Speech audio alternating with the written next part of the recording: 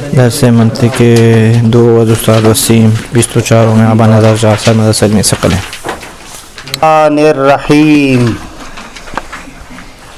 وبه نستعین انہ خیر ناصر و معین وصلی اللہ علی محمد و آلہ الطاہرین اللہم صلی علی محمد۔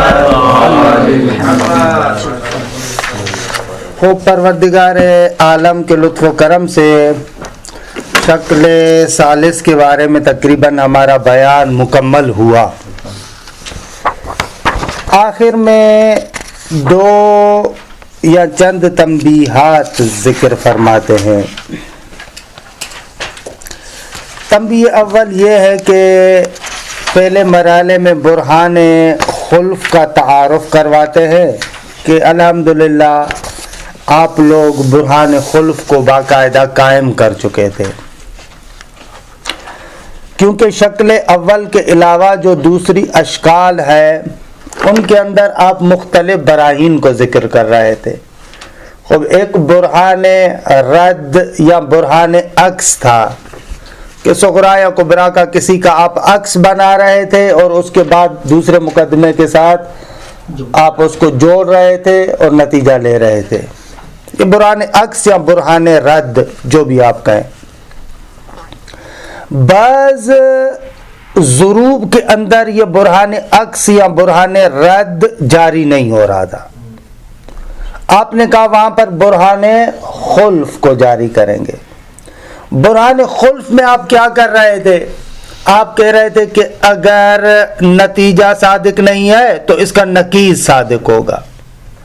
اب آپ کے سامنے ایک قضیہ بڑھ رہا تھا، وہ کیا تھا؟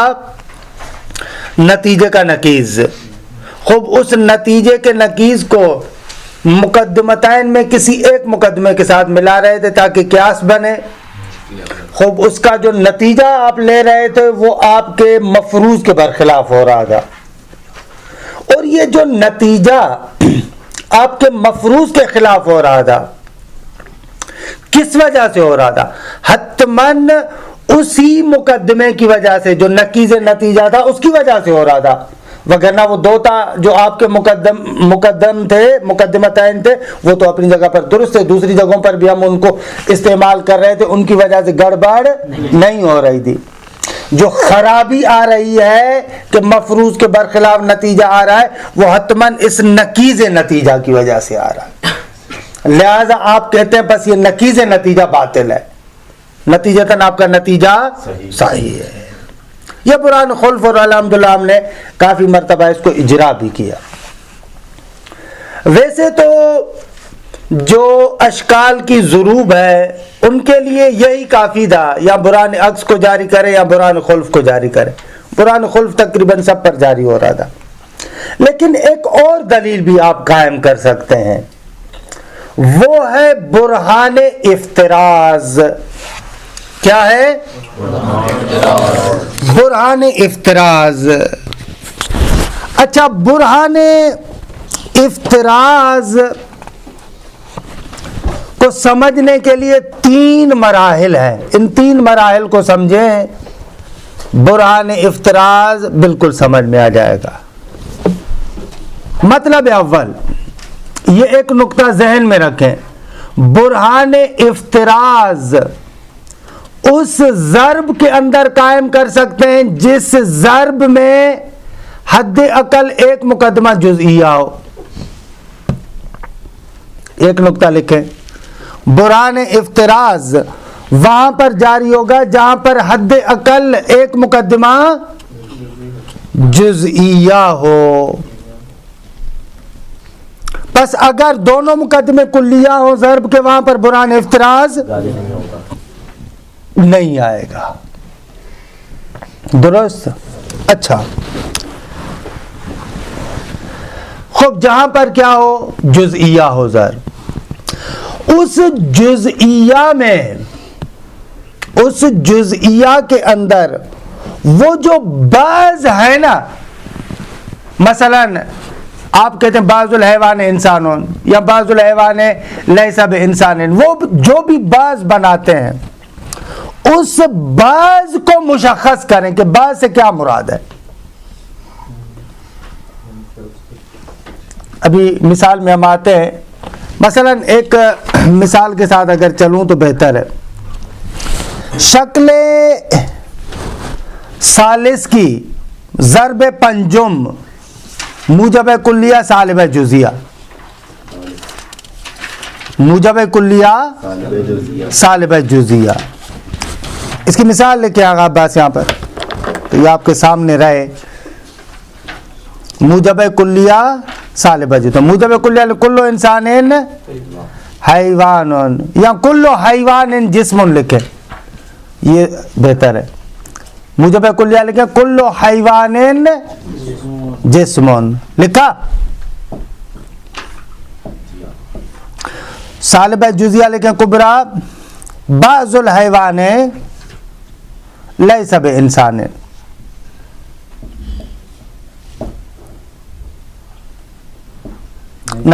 لیس بانسان. نتیجہ کیا بنے گا؟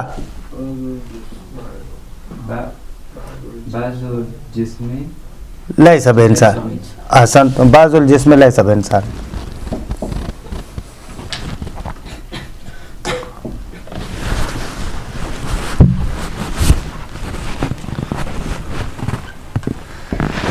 یہ ہماری کون سی ضرب ہے؟ احسن، تو 10 سے شمار در نہ کن. ضرب پنجم ضرب الخامس من الثالث ہے نا، شکل ثالث کی پانچویں ضرب.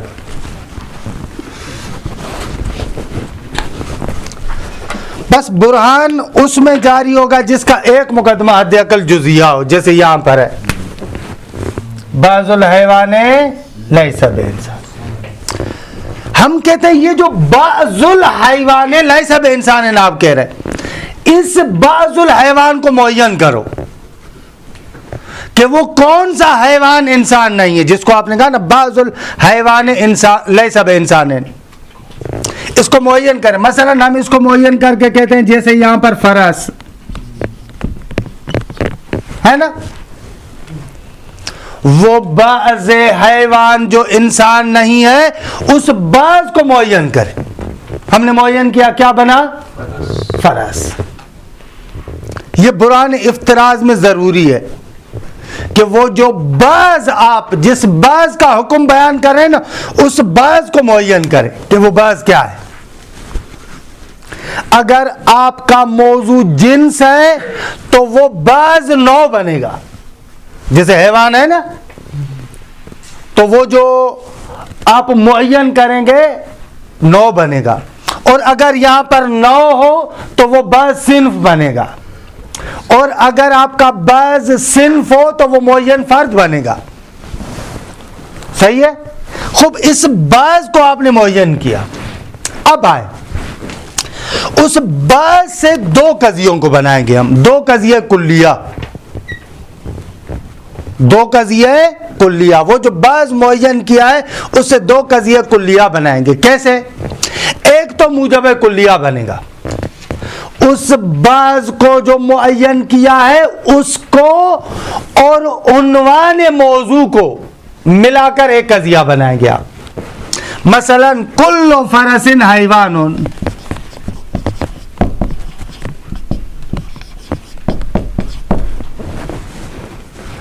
جس بعض کو آپ نے معین کیا اس کو موضوع بنائے اور جو عنوان موضوع ہے اس کو کیا بنائے؟ معمول بنائے. ایک موجب کلیہ قضیہ، یہ ہر صورت میں موجب کلیہ بنے گا. دوسرا قضیہ بھی کلیہ بنے گا، لیکن وہ کیسے بنے گا؟ وہ اس بعض معین کو موضوع قرار دے اور جو موجب جزیہ یا سالب جزیہ جو بھی آپ کا جزیہ قضیہ معمول تھا اس کو معمول بنائے. لیکن وہ قضیہ موجبہ اور سالبہ ہونے میں اس جزیہ سے تعلق رکھتا ہے. اگر وہ جزئیہ سالبہ ہے تو قضیہ سالبہ بنے گا، اور اگر وہ جزئیہ موجبہ ہے تو قضیہ موجبہ بنے گا. یعنی یہاں پر بنے گا لا شیء من الفرس بانسان، لا شیء من الفرس بانسان. سمجھ میں آیا؟ یہ عام ترین مرحلہ ہے کہ ان باعث بے فہمی. دوبارہ عرض کرتا ہوں چشم دوبارہ عرض کرتا ہوں. آپ نے جو اصلی ضرب تھی آپ کی، یعنی ایک موجب کلیہ اور ایک سالب جزیہ، شکل ثالث کی ضرب پنجم. تو عرض کر رہے ہیں کہ وہ جو آپ کا جزئیہ قضیہ ہے نا، پہلے مرحلے میں آپ اس بعض کو معین کریں. اس بعض کو معین کر کے آپ دو قضیے بنائیں گے. وہ جو معین شدہ بعض ہے ایک مرتبہ اس کو موضوع قرار دیں اور جزئیہ قضیے کے موضوع کو معمول بنائیں کہ اس صورت میں ہمیشہ موجب کلیہ بنے گا. اور دوسری مرتبہ قضیہ آپ اس بعض معین شدہ کو موضوع بنائیں اور جزئیہ قضیے کے معمول کو اس کا معمول قرار دیں. لیکن یہ موجبہ ہوگا یا سالبہ ہوگا؟ ہم کہتے ہیں یہ وابستہ ہے اس جزئیہ قضیے کے ساتھ. جیسے یہاں پر سالبہ ہے تو دوسرا قضیہ آپ کا سالبہ بنے گا. اور اگر یہاں پر قضیہ کیا ہوتا؟ موجبہ ہوتا، تو آپ کا دوسرا قضیہ بھی موجب کلیہ بنتا. مثلا بعض الحیوان لیس بانسان کی جگہ پر اگر فرض کرے ہوتا بعض الحیوان انسان، ہاں، تو ظاہر سی بات ہے کہ اس بعض الحیوان کو جو آپ نے معین کیا ہے اولاً وہ فرض نہیں ہوتا بلکہ وہ کاتب ہوتا جو انسان ہے نا. یعنی جیسا آپ کا جزئیہ قضیہ ہوگا، اگر سالبہ ہے تو دوسرا قضیہ سالب کلیہ بنائیں گے، اگر موجبہ ہے تو موجبہ بنائیں گے. ابھی ہمارے پاس سالبہ ہے لہذا دوسرا قضیہ بھی کیا بنایا؟ سالبہ بنایا. نہ کبرا تو ابھی بنایا ہی نہیں ہے. ابھی اسی جزئیہ قضیے کو جو ہمارے پاس جزئیہ قضیہ ہے نا اس کے موضوع اور معمول کی بات کر رہے ہیں. ایک مرتبہ اس معین شدہ چیز کو موضوع بناتے ہیں اور معمول قرار دیتے ہیں جزئیہ قضیے کے موضوع کو، اور دوسری مرتبہ اس معین شدہ قضیے کو موضوع بناتے ہیں اور معمول بناتے ہیں کس کو؟ جزئیہ کے معمول کو. سمجھ میں آیا؟ سالب کلیہ آئے گا. بالکل. آپ نے کہا نا بعض الحیوان لیس بانسان، اس بعض حیوان کو آپ نے معین کیا جو ہے انسان نہیں ہے، وہ فرس ہے. تو اب اس فرس کو ملا کر آپ ایک قضیہ کلیہ بنا سکتے ہیں. یہاں تک روشن ہوا؟ قضیے دونوں ہمیشہ کلیہ بنیں گے. برہان افتراض میں جو آپ دو قضیے بناتے ہیں وہ دونوں کلیہ ہوں گے، کیونکہ وہ جو معین آپ کر رہے ہیں اس کا وصف عنوانی موضوع کے ساتھ بھی کلی تعلق ہے، جیسے کل فرس حیوان، اور معمول کے ساتھ بھی کلی ارتباط ہے. اگر موجبہ ہو تو موجبہ، اگر سالبہ ہو تو سالبہ. ابھی صغرا کبرا میں نے کہاں بنایا ہے؟ پہلا قضیہ ہمیشہ موجب کلیہ بنے. یہ دوسرے والے کا دوسرا جواب بابا اس بعض حیوان کو آپ نے معین کیا نا، اس معین شدہ کے ساتھ اس انسان کا کیا تعلق ہوگا؟ جو تعلق یہاں تباین کا نہیں، یہ سالبہ قضیہ تو سالب کلیہ بنا. جو تعلق ہوگا بھلے فعلاً سالبہ آیا ہے تو میں یہاں پر سالب کلیہ بنایا. تو آپ نے اس کو جو کل حیوان جسم میں حیوان کو آپ نے ابھی اس کے ساتھ کاری نظر، ہم ادھر کیوں جا رہے ہیں؟ باؤن کاری نظر نہ وہاں سے نہیں لے کر بعض الحیوان سے لے کر آئے ہوں. انکاری نظر ہے مثلا فعلاً اس کے ساتھ مجھے کام ہی نہیں. ابھی میں اس جزئیہ پر گھوم رہا ہوں. جزئیہ میں جو بعض حیوان آپ نے معین کیا ہے، اس بعض حیوان معین کو اس جزئیہ کے موضوع اور معمول دونوں کے ساتھ تعلق ہے. موضوع کے ساتھ تعلق دے کر ایک قضیہ بناؤ، معمول کے ساتھ تعلق دے کر دوسرا قضیہ بناؤ. انہوں میں خیمہ عرض کن. ہاں، یہ ہمارا دوسرا مرحلہ برہان افتراض میں. بس یہ اہم ہے، یعنی اہم بین معنی آسان ہے. ابھی جو اصل برہان افتراض والا کام ہے وہ تیسرے مرحلے میں. لیکن یہ بالکل آسان ہے کام. جی بھال مسادی کے بعض الحیوان لیس بانسان ہے. اون بعض حیوانی کے انسان نیز چیز، مثلا فرس ہے. آپ جو کہہ رہے ہیں بعض حیوان انسان نہیں ہے، وہ کون سا ہے جو بعض حیوان انسان نہیں ہے؟ مگر ہم کہہ رہے ہیں کہ وہ فرس ہے. استاد جب بعض حیوان کو مشخص کریں گے تو ہمیشہ ایسا ہے کہ جو بعض حیوان جب مشخص ہوگا، بعض جب مشخص ہوگا تو وہ اخص ہوگا بعض سے. بھلے دیگے اس حیوان سے تو مشخص ہوگا نا، کیونکہ اس کا مزداق ہے نا، چاہے حیوان ہو چاہے کوئی. بھلے تبھی میں نے کہا کہ اگر موضوع آپ کا جنس ہے تو وہ بعض معین جو ہوگا نا نو ہوگا، اور اگر وہ آپ کا بعض نو ہے نا تو جو مشخص ہوگا وہ اس کی صنف ہوگا، اور اگر وہ بعض صنف ہے نا جو مشخص ہوگا وہ فرد ہوگا. ایسے ہوگا. اچھا یہاں تک تو آسان تھا، یہاں آگے بھی آسان ہے. اب برہان افتراض در حقیقت دو قیاسوں سے بنتا ہے. آپ کے پاس 4 قضیے بن گئے، صغرا کبرا، پھر یہ برہان، یہ 2 قضیے. ان 4 قضیوں سے 2 قیاس بنائیں گے. آپ کیا بنائیں گے؟ یعنی ان 4 کو ملا کر 2 قیاس بنائیں گے. 4 ہے نا تو ظاہر سی بات ہے 2 بنیں گے. لیکن ان میں سے ایک قیاس شکل اول کا بنے گا، ایک قیاس کیا بنے گا؟ شکل اول کا بنے گا. اور دوسرا قیاس جس شکل کی ضرب پر آپ استدلال قائم کر رہے ہیں نا اسی شکل کی ضرب ہوگی، لیکن وہ ضرب جو پہلے گزر چکی ہے. اگر مثلا یہ ضرب خامس من ثالث ہے تو دوسرا قیاس شکل ثالث کا ہوگا، لیکن ضرب خامس سے پہلے والی ضروب ہوگی. کوئی بھی ہو سکتا، کوئی بھی ہو سکتی. روشن ہے؟ دیکھیں کیسے شکل اول بناتے. بھائی ان دونوں کو اگر میں ملاؤں اس سے تو کسی جگہ پر بن رہا ہے واقعا شکل اول. بھلے یہ جو کل فرس حیوان ہے اس کو اگر میں صغرا کے ساتھ جوڑوں تو واقعا شکل اول بنتی ہے. کل فرس حیوان و کل حیوان جسم، پہلے شکل اول بن گئی ہے نا.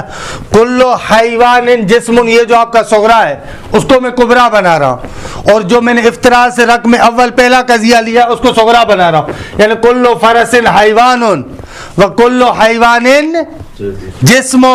نتیجہ کیا ملے گا؟ کل فرس جسم. اچھا صحیح ہے. یہ شکل اول کا قیاس ہے. اسی نتیجے کو کل فرس جسم کو دوسرا جو آپ کا قیاس تھا، دوسرا جو مقدمہ تھا آپ کا بحث کا، جو دوسرا قضیہ بنایا تھا لا شیء من الفرس بانسان، اس کے ساتھ جوڑیں تو شکل ثالث بنتی ہے. کل فرس جسم، اور یہ والا لا شیء من الفرس بانسان، شکل ثالث ضرب کون سی ضرب ہے؟ موجب کلیہ سالب کلیہ ضرب ثانی ہے. احسنتم. شکل ثالث ضرب دوم موضوع کی جگہ پر فرس فرس. نتیجہ بعض الجسم لیس بانسان. مطلوب ثابت ہوا، یہی آپ کا نتیجہ. یہ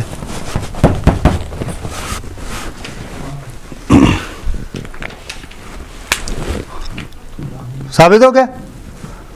ہاں ایک مرتبہ پھر تکرار کرتے ہیں.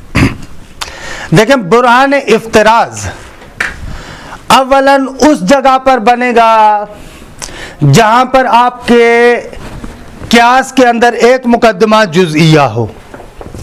اس جزئیہ مقدمے میں اس بعض کو آپ نے معین کرنا ہے. جیسے ہی آپ بعض کو معین کریں گے تو اس سے دو قضیے بنائیں گے.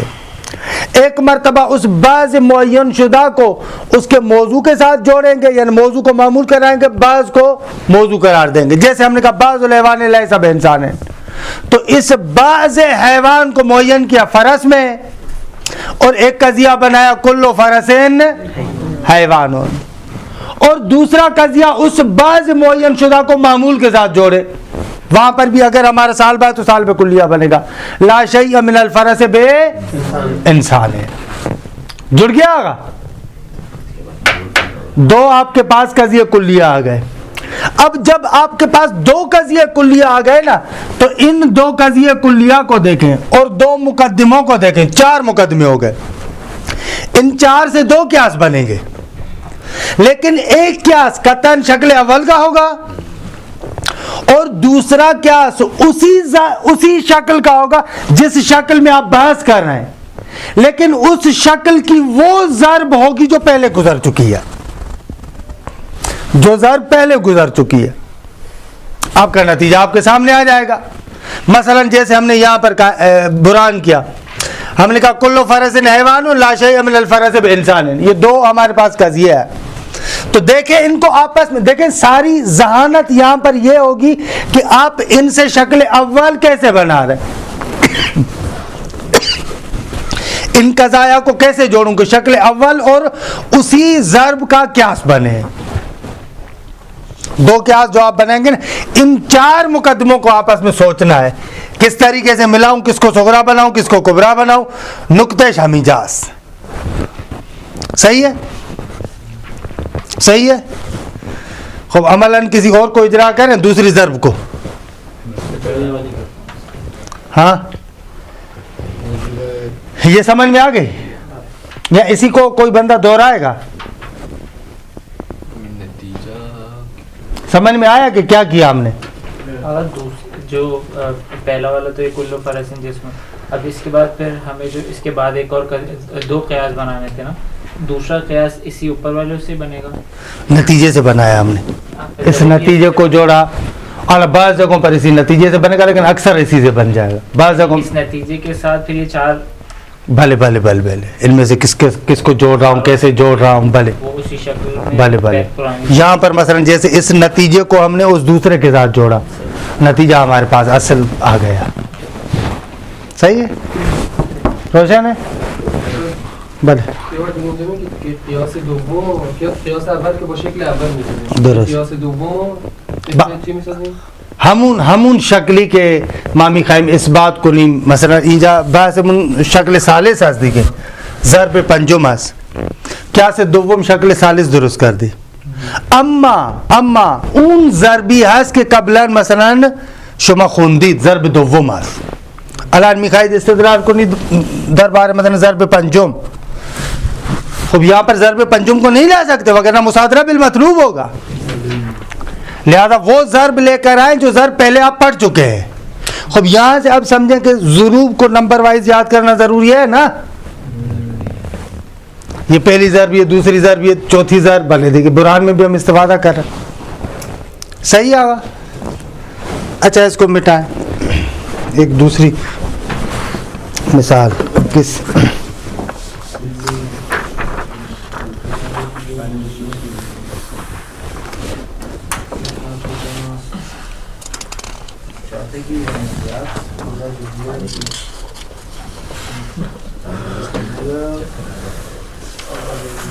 اچھا دوسری ہم بناتے ہیں شکل ثانی ضرب چہارم سالب جزیہ موجب کلیہ.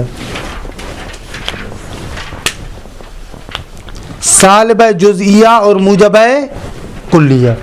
شکل ثانی کی سالب جزئیہ موجب کلیہ. ایک منٹ ابھی. سالب جزئیہ موجب کلیہ شکل ثانی سالب جزئیہ بعض الحیوان یا نا شکل ثانی بنا ہے.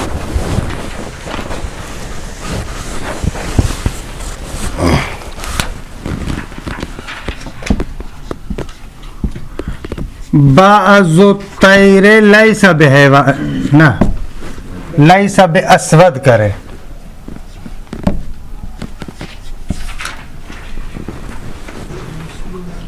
ہاں شکل ثانی کی آسان سی مثال جس میں ہم لوگ وہ کر رہے ہیں. شکل ثانی کی ضرب 4 یار. بعض الجسم لیس بحیوان. ایسا ہی کریں. مثال دوسری تو بن سکتے ہیں لیکن اس کو آسان زبان میں اگر کرنا, بعض الجسم لیس بحیوان. دوسرا موجب ہے کلیہ, کل انسان حیوان. نتیجہ بعض الجسم لیس بانسان. یہ کیا ہے؟ ضرب الرابع, ضرب الرابع من الثانی. من الثانی یعنی من الشکل الثانی. ایسے ہی ہے.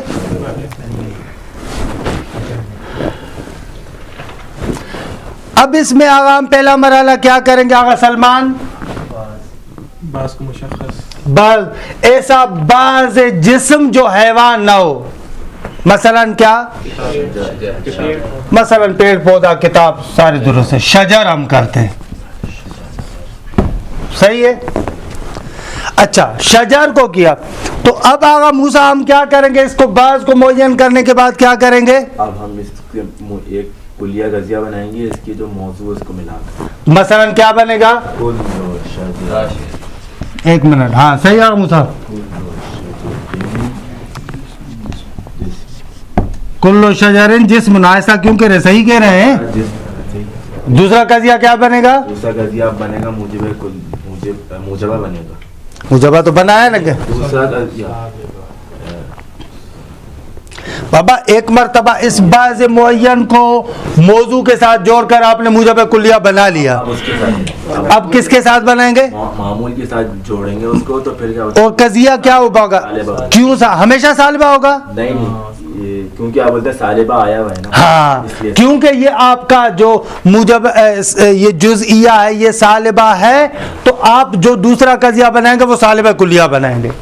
یعنی کیا بنے گا بتائیں؟ لا شیء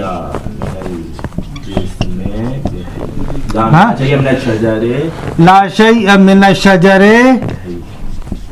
ہاں بحیوان. آسان. تو بس ہمارے پاس 4 قضیے بن گئے. اب ان 4 قضیوں کو بنائیں اس طریقے سے کہ کیا بنے؟ ہاں کیسے بنائیں گے؟ کس کے ساتھ جوڑیں گے آپ؟ استاد ایک سیکنڈ, نتیجے کو تو نہیں دیکھنا نا, پہلے کے نتیجے کو تو ثابت آپ نے یہ کرنا ہے. بنائیں قیاس اس طریقے سے کہ 2 قیاس ایسے بنے کہ بالآخر آپ اپنے نتیجے پر پہنچے. اسی نتیجے کو تو اس بات کرنا پڑے, لیکن قیاس میں نہیں داخل کریں گے. ہاں قیاس میں نہیں کریں گے. بھلے کیسے بنائیں؟ کس کو؟ کلو شجرن جسم صغرا بن جائے گا. بعض جسم لیس بحیوان. نہیں یہ نتیجہ تو نہیں لے کر آئیں گے نا. لیس بحیوان, بعض الجسم لیس بحیوان ان کو کبرا بنائیں گے تو کون سی شکل بن جائے گی؟ شکل اول بن جائے گی. صحیح کہہ رہے.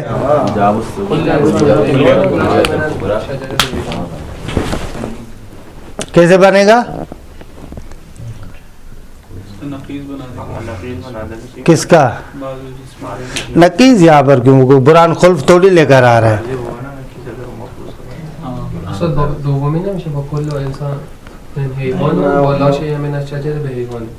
ہاں کس کو کس کے ساتھ بنائیں گے؟ اگر اس کو پہلے جو کلو انسان حیوان ہاں صغرا بناتے ہیں, اس کو لا شیء من الشجر بحیوان, اس کا عکس بناتے ہیں لا شیء ہے نا. اچھا یعنی آپ کہہ رہے ہیں کہ صغرا بھی ہو جائے گا, کلیۃ الکبریٰ بھی ہو جائے گا. اس کو ہم بنائیں کلو انسان حیوان یہ صغرا صغرا, اور کیا کریں؟ لا شیء من الشجر بحیوان کا عکس بنا دیں. عکس مستوی بنائیں. جی عکس مستوی. لا شیء من الحیوان بشجر. لا شیء من الحیوان بشجرن. اس کو کیا بنایا اب؟ اچھا ایجاب الفقرا کلیت الفقرا. خوب تائیں جا کے درست آمدید. خیلی خوب احسنتم. لا شیء من الحیوان بشجرن. نتیجہ لا شیء من الانسان بشجرن. اب کیا کرے آگے؟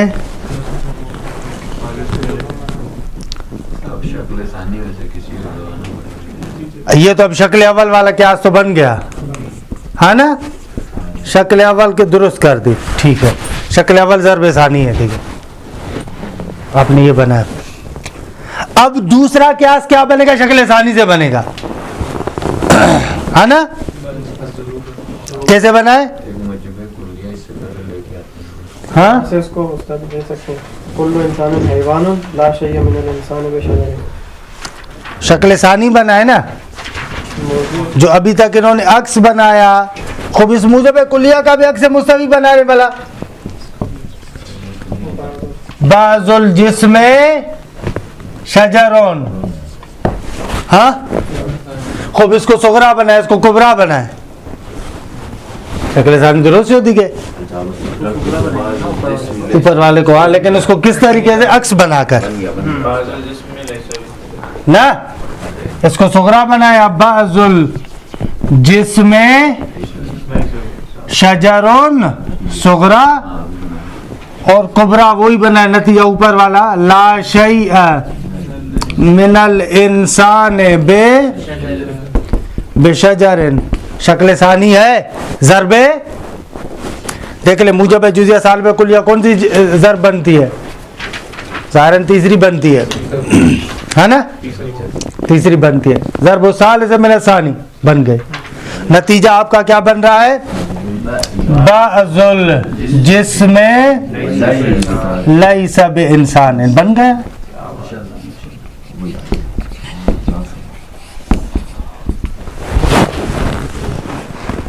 لیکن تھوڑا سا لمبا چلے. کبھی عکس بنانا پڑا, کبھی یہ کر کرے. اس کو مشکل نہ دارے. صحیح ہے. اس سے اوپر تو نہیں جائے گا نا. ممکن ہے کسی جگہ پر آپ کو عکس نقیص بنانا پڑے. یعنی اصل تو یہی ہے نا کہ آپ اس طریقے سے بات کو چلائیں تاکہ آپ کا نتیجہ ہو. دیکھیں لیکن یہ ہم نے لمبا چوڑا راستہ اپنایا ہے, شاید اس سے آسان تر بھی ہو. دیکھیں اس برہان افتراض کی عبارت کو دیکھیں. عبارتیں رہ جاتی ہے معمولاً ہماری.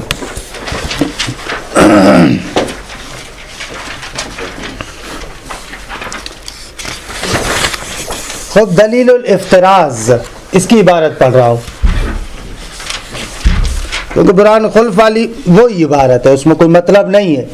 وہ اگر مسئلہ ہوگا عبارت کا تو میں شام چکر لگانے آ جاؤں گا, اس میں بھی آپ مجھ سے پوچھ لیجیے گا. باقی عبارت برہان خلف میں کچھ بھی نہیں تھا. دلیل الافتراض وقد یستدل بدلیل الافتراض.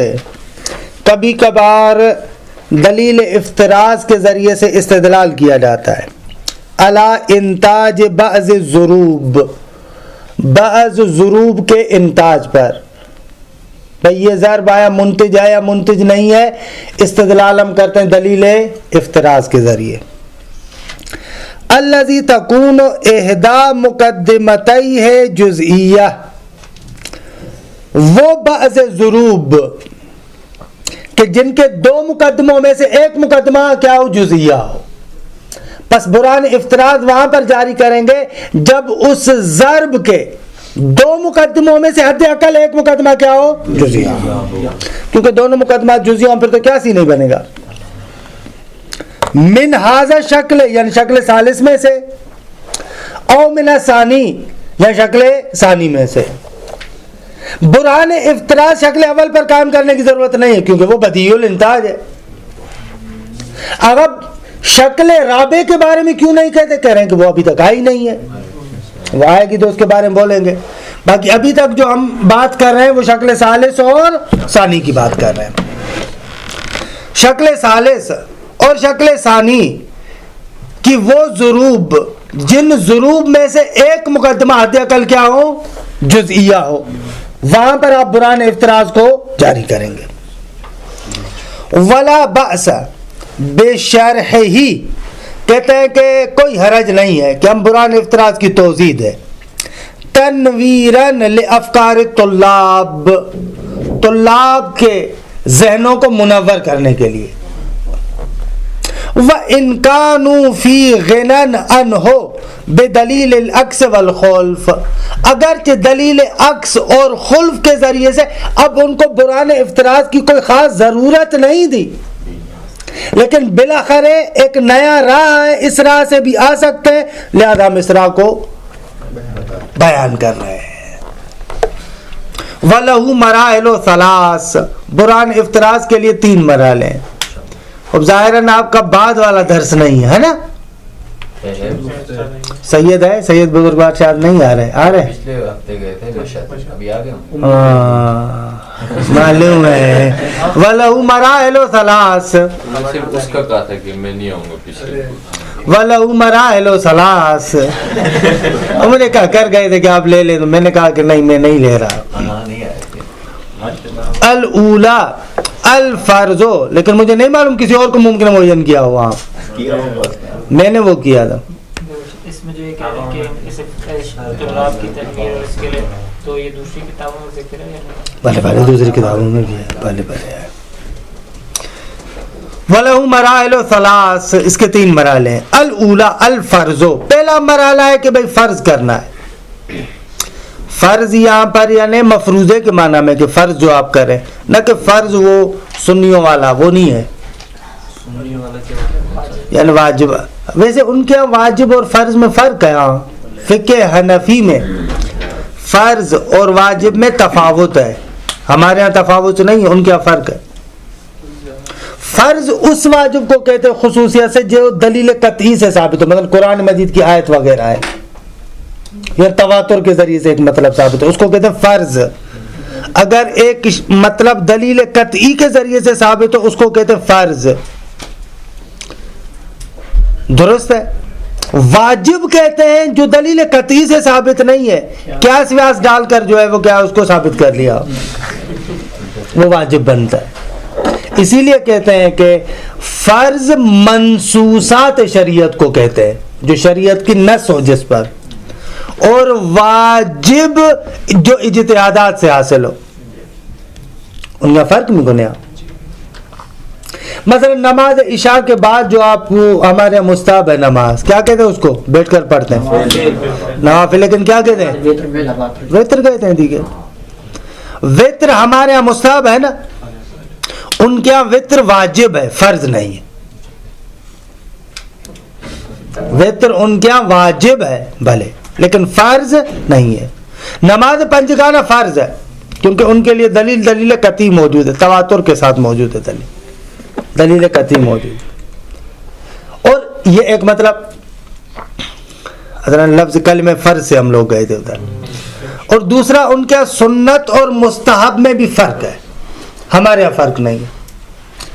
احناف کے یہاں احکام خمسہ نہیں ہے، احکام سبعہ ہے. ان کے یہاں کیا ہے؟ احکام سبعہ ہے. ان کے یہاں سنت اور مستحب میں بھی فرق ہے. سنت کہتے ہیں ما واظب علیہ النبی الاکرم صلی اللہ علیہ وآلہ وسلم، جس پر پیغمبر اکرم نے مواظبت کی ہو، ہمیشہ پڑھتا ہو، یعنی ہمیشہ اس کام کو انجام دیتے ہو، اس کو کہتے ہیں سنت. اعلیٰ ایک آدھ مرتبہ کیا وہ بنے گا مستحب. اب یہاں پر آ کر وہ لوگ خود پھنس جاتے ہیں تراویح کے بارے میں. اولاً تو ہمارے لحاظ سے تراویح نہیں ہے پیغمبر اکرم کے زمانے میں، لیکن وہ زور دیتے، بخاری کی ایک آدھ روایتوں کو توڑ مروڑ کر ادھر پیش کرتے ہیں کہ پیغمبر اکرم نے 3 مرتبہ پڑھا تھا، پھر بعد میں نہیں پڑھے تراویح کو. وہ لوگ جو کہتے تھے پیغمبر اکرم نے 3 مرتبہ نماز تراویح کی جماعت قائم کروائی تھی. اب ہم کہتے ہیں کہ بھائی اتنا تو بھی مانتا ہے کہ 3 مرتبہ سے تو سنت ثابت نہیں ہوتی، کیونکہ سنت یعنی ما واظب علیہ النبی صلی اللہ علیہ وآلہ وسلم. پھر یہاں پر آ کر یہ توجہ کرتے ہیں ہاں اچھا جو مواظبت ہے نا وہ 2 طریقے کی ہے، ایک حقیقی ہے ایک صوری ہے. صوری ہے یعنی واقعاً وہ اس پر مواظبت کرے، حقیقی ہے یعنی ان کا دل تو چاہ رہا تھا لیکن کسی بات کی وجہ سے نہیں کیا. اور ان کے یہاں جو ہے نا کہ ایک دن 27 رمضان کی رات پیغمبر آئے، یہ جو روایت پیش کرتے ہیں تراویح پر فٹ کرتے ہیں، پھر 28 کی رات کو نہیں آئے، سارے لوگ کھڑے تھے باہر انتظار میں. تو صبح فجر کی نماز پر پیغمبر ہے، کہا کہ مجھے پتا تھا تم لوگ آج رات بھی آئے تھے اور سارے میرے اس کے خیمے کے باہر کھڑے تھے، کیونکہ اعتکاف کا ماہ رمضان کا اعتکاف کے ایام تھے، پیغمبر نے ادھر مسجد کے اندر ہی چھوٹا سا خیمہ بنایا ہوا تھا. مجھے پتا تھا کہ آپ ہمارے خیمے کے باہر کھڑے تھے، لیکن میں جان بوجھ کے نہیں آیا، کیونکہ میں ڈر رہا تھا کہ اگر میں اس تراویح کو بقول ان کے، حالانکہ ایسے نہیں ہے لیکن ان لوگوں کے بقول کہ پیغمبر نے کہا کہ ہمیں ڈر تھا کہ اگر اسی طریقے سے مستحب نمازوں کی جماعت میں کراؤں تو کہیں تم پر واجب نہ ہو جائے. بقول مولوی محمد الیاس گھمن صاحب کے جو ان کا ہے مناظر ہے بہت بڑا، پنجاب کا بہت مشہور، بہت بڑا مشہور مناظر ہے، وہ کہتا ہے بابا اس جگہ پر اور کوئی بندہ نہیں سمجھ سکا، حضرت عمر کو پتا چلا، اس نے پیغمبر کے دل کی بات کو سمجھ لیا کہ آپ کا دل تو چاہتا ہے کہ میں جماعت کرواؤں لیکن دوسری طرف سے ڈر بھی ہے کہ کہیں واجب نہ ہو جائے. تو دوسروں نے نہیں، حضرت عمر نے اس نقطے کو سمجھ لیا. اس نے کہا کہ جب پیغمبر اکرم چلے گئے تو اپنے زمانے میں اسی نماز کو کیا کیا، جماعت کے ساتھ اجرا کیا، کیونکہ بھائی عمر کے جماعت قائم کرنے سے تو وہ واجب نہیں ہوتی، پیغمبر کے کرنے سے واجب ہو سکتی تھی نا. اگر پیغمبر اگر کرواتے تو ممکن ہے کہیں واجب ہو جاتی، اما میرے کہنے سے تو نہیں ہوتی. لہذا پیغمبر اکرم کی دل کو بات کو فقط حضرت عمر نے سمجھا. اس طریقے سے تراویح ثابت ہو رہی ہے. دیکھیں اعلی نمش الدین، یہ بھی شریعت ہے. ایسے ایسے قیاس اور استحسان کرتے ہیں کہ اصلاً دماغ خراب ہو جائے انسان. خود ہی نقل کرتا ہے، اس کا ایک کلپ سن رہا تھا، خود ہی نقل کر رہا ہے کہ سندھ میں سکھر میں گیا تو ایک بندہ آ گیا میرے پاس، اس نے کہا کہ کیا اگر پیغمبر کسی کام کو تکرار کے ساتھ کرے تو وہ واجب ہو جاتا ہے؟ تو کیونکہ اس نے تو دلیل یہی دی تھی نا. کہا کہ ہاں. کہا پیغمبر تو ہمیشہ نماز زور سے پہلے اس کے نفل پڑھتے ہیں، نماز عصر سے پہلے ہمیشہ اس کے نفل پڑھتے تھے، وہاں پر کیوں ڈر نہیں ہو رہا تھا کہ کہیں واجب نہ ہو جائے؟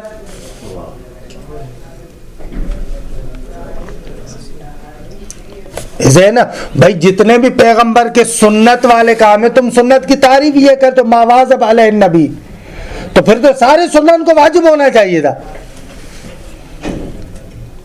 پھر خود ہی جواب دے رہا ہے نا، 2 چیزیں، ایک ہے نماز کو جماعت کے ساتھ پڑھانا، ایک ہے خود پڑھنا. ڈر تھا کہ میں جماعت سے پڑھاؤں تو واجب ہو جائے گا، خود پڑھنے سے تھوڑی واجب ہوگی. یہ نمشد شریعت، یہ بھی اس طریقے سے حکم اللہ معلوم ہو رہا ہے. استغفر اللہ. خب الاولا الفرض، کہاں سے کہاں نکل گئے؟ فرض. فرض دی کے وقت بھی فرض ہو گیا. ہمارے یہاں تو فرض اور واجب میں ہمارے یہاں فرق نہیں، ان کے یہاں فرق. اسی لیے ان کے یہاں مکروہ میں بھی فرق ہے. مکروہ تنزیہی داری، مکروہ تحریمی داری، ان کے یہاں فرق ہے. واجب کی مخالفت مکروہ تحریمی ہے، اس سے فقط انسان شفاعت سے محروم ہوگا بقول ان کے، جہنم نہیں ہے، شفاعت سے محروم ہو جائے گا. ان کے شفاعت ہے، ان کا تصور ہے، شفاعت کے قائل ہیں وہ لوگ، شفاعت کے قائل. ان کی کتاب ہے ان کے اعتقادات کے لحاظ سے، جس پر تقریباً اس وقت تمام سنیوں کا وہ ہے، سلفی بھی مانتے ہیں، وہ عقیدہ طحاویہ. اس کو تمام سنی مانتے ہیں، تمام سنی مانتے ہیں، عقیدت الطحاویہ، اس کے اندر ان کے اعتقادات ذکر ہیں سارے کے سارے. خوب دیکھیے عبارت کی تطبیق ہم کل پر رکھتے ہیں، لیکن اس برہان افتراض کو جو جزئیہ ہے ان میں سے بعض پر اجرا کر کے دیکھیے گا آپ بھی. وقت تمام ہو گیا ہمارا. صلی اللہ علی محمد و اہل بیتہ الطیبین الطاہرین.